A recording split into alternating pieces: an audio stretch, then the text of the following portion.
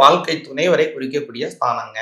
அந்த இடத்த குரு பகவான் பார்க்கறதுனால இதுல இன்னும் சிறப்பு என்னன்னு கேட்டீங்கன்னா, உங்களுக்கு கலத்திர ஸ்தானாதிபதியே குரு பகவான் தான். அதனால கலத்திர ஸ்தானாதிபதியே அவர் தான். அவரே அவருடைய சொந்த வீட்டை எல்லாம் வீட்டை பார்க்கறதுனால கல்யாணம் ஆக வேண்டியவங்களுக்கு கல்யாணம் ஏற்படும்.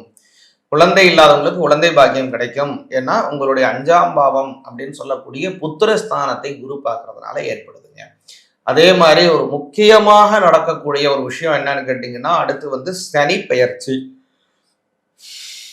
இந்த சனி பெயர்ச்சிங்கிறது இந்த வருடத்தினுடைய கடைசி, அதாவது 2026 அடுத்த வருடம் மார்ச் மாதம் 6ஆம் தேதி நடக்குதுங்க.